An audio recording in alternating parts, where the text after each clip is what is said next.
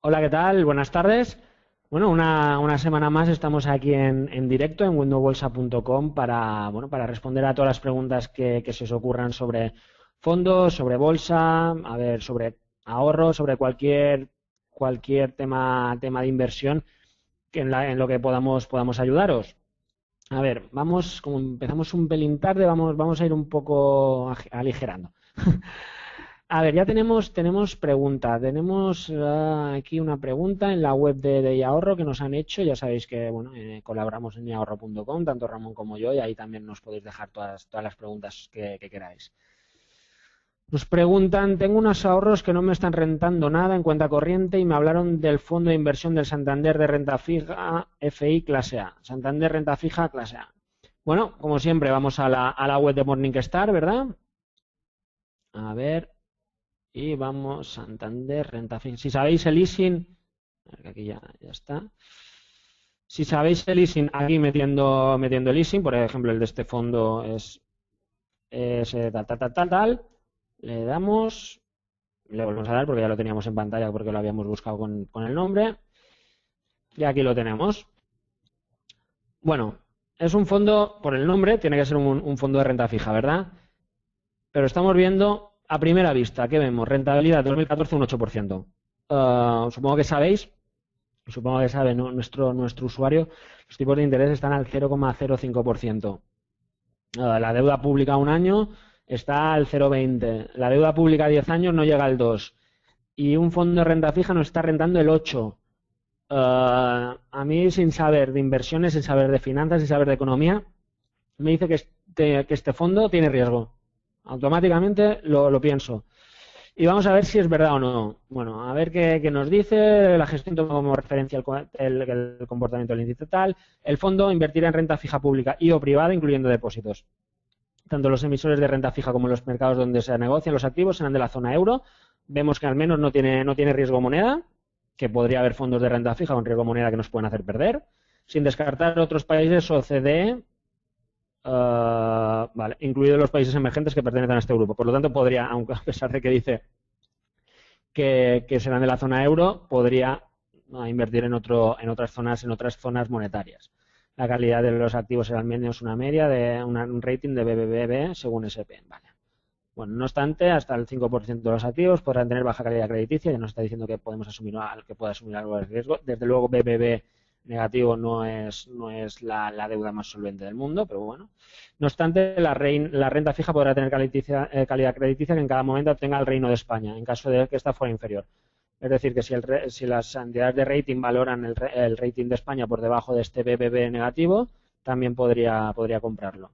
El fondo, pues de esta forma, si en caso, sobre todo hace un par el año pasado, hace dos, que las agentes de calificación nos bajaban mucho el rating de nuestra deuda, pues se cubren y pueden seguir invirtiendo en deuda pública. De hecho, hubo muchos fondos que cambiaron su política de inversión apuesta para esto. Este no sé si es uno de ellos. Vale. La duración media de la cartera será de 4 años. Aquí vemos ya la primera pega. Ahora hemos visto que es un fondo de renta fija, que puede ser a largo plazo, una media de 4 años, que no tiene limitación geográfica, que da un 8% este año. Repito que los tipos de interés están al 0,05. Vamos a ver la cartera directamente. Vamos a ver, primero que vemos la duración de la cartera. Pues a primera vista vemos que hasta 3 años solo tiene un 23% de la cartera. De 3 a 5 un 30, incluso a más de 5 ya tiene un 19, un 12, un 11, incluso a más de 10. Es decir, tiene deuda a muy largo plazo. Esto ya genera un problema cuando los tipos de interés están baratos. Si los tipos de interés solo pueden subir, en cuanto suban, como es el caso, no pueden bajar, está el 0,005, o sea, no pueden bajar. Cuando suben, el precio de la deuda, para poder ofrecer esa rentabilidad al que compra, tiene que bajar. Por lo tanto, automáticamente, subidas de tipo de interés provocan bajadas del precio de la deuda para que esa deuda dé más rentabilidad. Por lo tanto, el inversor que ya tiene esa deuda, lo que hará es su valoración es bajar. Esto, además de que a 3, a 5, a 7 años, pues la solvencia de cualquier emisor pues no es tan no es tan segura y más si es el Reino de España, como dice el fondo, un país muy, muy endeudado que veremos cómo puede hacer frente a su deuda pues en 5 o 7 años. Bueno, vemos esto, es deuda a muy largo plazo, de ahí la rentabilidad. La rentabilidad tan alta que está dando es porque ha ido a emisiones a muy largo plazo que han ido subiendo mucho de precio. Y vamos a ver qué tipo de deuda tiene. Aquí tenemos pública las 10 posiciones más altas. Vemos que todo es deuda pública española, ¿vale? Reino de España. Fijaos, ahora si podemos ver incluso, ya os he comentado que la deuda pública ha subido mucho, de ahí las altas rentabilidades que da. Si queréis podemos ver un par de emisiones de deuda de este fondo. ¿Cómo lo podemos hacer? Vamos a la web de BME, renta fija, BME, Bolsas y Mercados Españoles, la bolsa, digamos, el gestor de la bolsa.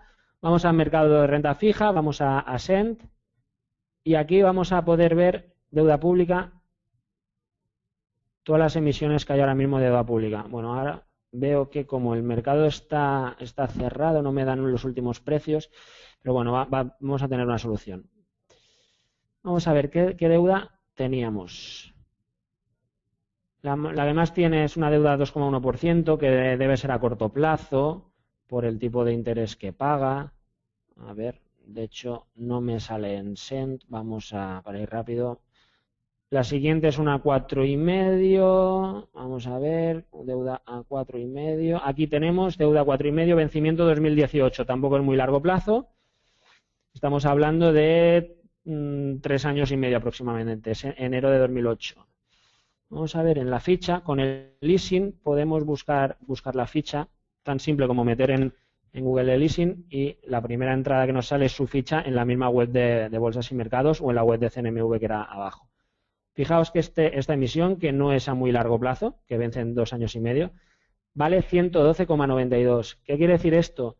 Que a vencimiento, automáticamente, el Estado le pagará 100 al que tiene esta acción. Por lo tanto, hay una caída vía precio del 12,92% automáticamente.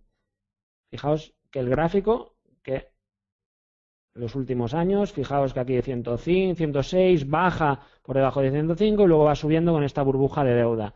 Veremos una emisión que tenga más largo plazo, a ver esta del 5,85 por ejemplo, con más tipo de interés, vamos a suponer que sea más largo plazo, a ver si la vemos al 5,85%. Que esta tal vez incluso nos asustamos, a ver si la tenemos a mano. 5,85 es una emisión a 2022, correcto. Vamos a ver, no nos marca precio en esta tabla, a mercado cerrado a veces, pero lo mismo, tan simple como easing en Google y la primera opción es de BME. Tenemos incluso, podrían cotizar en otras bolsas, tenemos en Bolsa de Frankfurt y en la web de CNMV. Vamos a la del Banco de España, a la de BME. Fijaos, último precio 130,20. Es decir, caída de aquí a vencimiento vía precio un 30% automáticamente. Pero es que encima, como los tipos de interés están tan baratos, en cuanto empiecen a subir, es que se va a poner por debajo del par. Porque este 5,85% que nos pagan, tal vez en 2 o 3 años será poco. Por lo tanto, lo tendremos que vender más barato, bueno, el fondo lo tendrá que vender o estará a ese precio y tendrá esa valoración cara al valor liquidativo, estará por debajo de 100. Por lo tanto, no habremos perdido el 30, sino que habremos perdido más. Simplemente, con esto resumo para el usuario de Yahorro que es una deuda a larguísimo plazo, es un fondo a deuda a muy largo plazo en emisiones que están no caras, carísimas, como habéis podido ver, y que de conservador no tiene nada. Puede ver pérdidas brutales en su patrimonio. Yo ni mucho menos se lo recomendaría. Bueno, siguiente pregunta. Esta nos ha llegado por mail.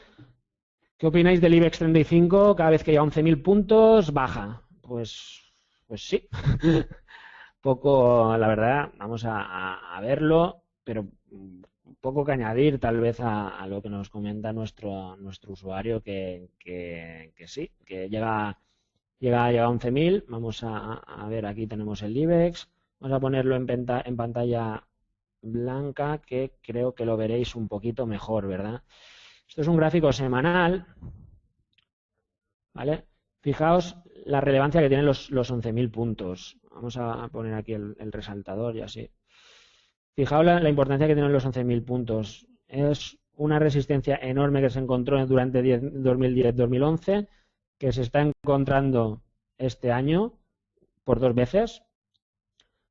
Y además es el 50% de toda esta caída. Es decir, de sus máximos históricos a sus mínimos post-crisis, o durante la crisis financiera. Ya sabéis que las bolsas se anticipan y tocó fondo antes de que nuestra economía realmente tocara fondo. ¿Y qué estamos viendo entonces? Vamos a limpiar pantalla. Bueno, vale. Vamos más a corto plazo. Fijaos que sí, que hay momentos que los supera estos 11.000, incluso a cierre semanal, que es una gran noticia, que a cierre semanal mucha gente pudo entrar en IBEX, por ejemplo, a través de ETFs o a través de otros fondos, pero sí que es verdad que si la operación era a corto plazo, era swing trading, pues tal vez seguramente le botó el stop. Pero ¿qué pasa al inversor a largo plazo? Porque posiblemente entró esperando esta resistencia. Es verdad que le fastidia, incluso a mediados de agosto estuvo una pérdida más del 10%, si no voy equivocado, es una pérdida exacto del 10,70%, que es un límite que a largo plazo empieza a ser peligroso. Pero ¿qué pasa? Que no lo llegó a tocar, pero prácticamente tocó el soporte de los 9.800. Fijaos, el soporte de los 9.800 es el 38,2 de esta caída. Y es un soporte que ha tenido en alguna que otra ocasión. Fijaos aquí, fijaos por aquí, fijaos aquí y durante al principio de 2014. Y fue resistencia a finales de 2013. Por lo tanto, prácticamente pues se apoyó en el soporte que se tenía que apoyar cara al largo plazo. Al medio plazo tenemos otra referencia. Tenemos otra referencia que es este canal que vemos aquí que se formó desde octubre más o menos de 2013. Un canal con máximos y mínimos crecientes bastante claro que rompió precisamente a mediados de agosto, que ahora está a punto de romper. Ojo también a la figura que nos puede hacer aquí. Incluso en diario veremos cómo hay cierta máximos decrecientes a corto plazo. Por lo tanto, a ver, el que no quiera asumir pérdidas importantes, la pérdida de este canal, pues la pérdida durante, no intradía, pero fija, ayer sí que lo cerró por abajo y está recuperando levemente, sí que puede ser una señal de venta. Para el inversor a largo plazo yo esperaría.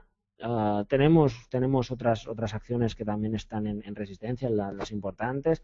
Por lo tanto, yo tal vez esperaría. Si es a largo plazo se puede asumir algo más. Si perdiera el 9.800, pues ya sería otra historia. Quien no lo pueda asumir, pues al menos esperar una consolidación por debajo de esta directriz.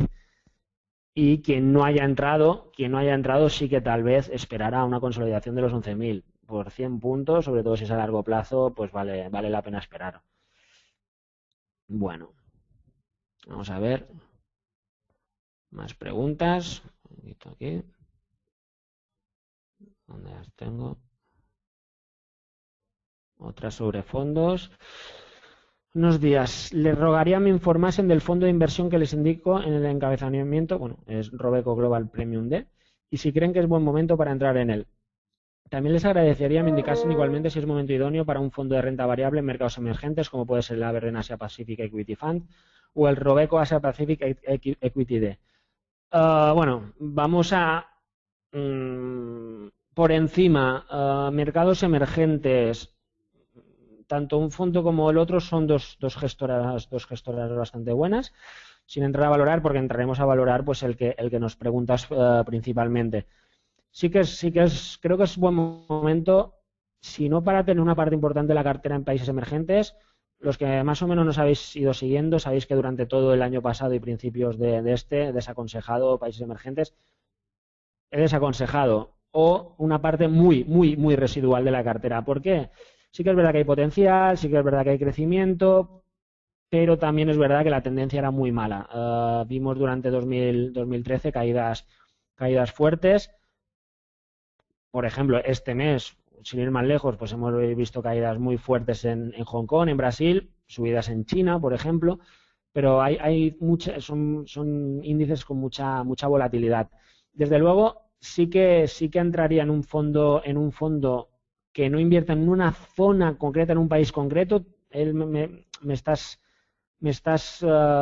limitando al menos a una zona, no a un país, hacia Pacífico, una zona con mucho potencial, que a mí tal vez me gustan más emergentes global, que tenga un poco de América, un poco de Asia, pero bueno, cualquiera de estos dos tipos de fondo para tener una parte de la cartera de renta variable, 5 o 10%, no lo veo desencaminado. Además, pues también nos beneficiamos por el efecto divisa. Hay muchas divisas de estos países ancladas con el dólar que evidentemente pues eso nos beneficiará con la depreciación que se está provocando sobre el euro. Y bueno, sobre fondo en concreto, el Robeco Global Premium D. Como hemos hecho antes, vamos a entrar en Morningstar y vamos a Robeco Capital. Perdónate, que no lo tengo en pantalla. Vale. Bueno, he puesto el nombre aquí, Robeco Capital. ¿Vale? ¿Veis? Aquí lo tenemos, ¿vale? Aquí tenemos el listado. Concretamente nos pide el Premium D, ¿vale? Este es uno de High Yield, ¿vale? Hay 118 más. Si ponemos más, lo digo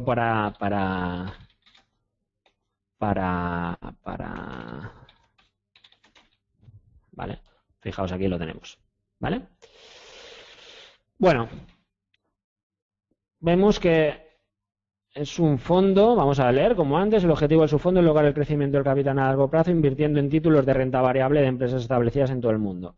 Primera conclusión, es un fondo de acciones, bueno, por las rentabilidades lo podríamos ver, 10,7%, 27%, 14%, 0,7 en 2011, está muy bien esta caída para ser de bolsa.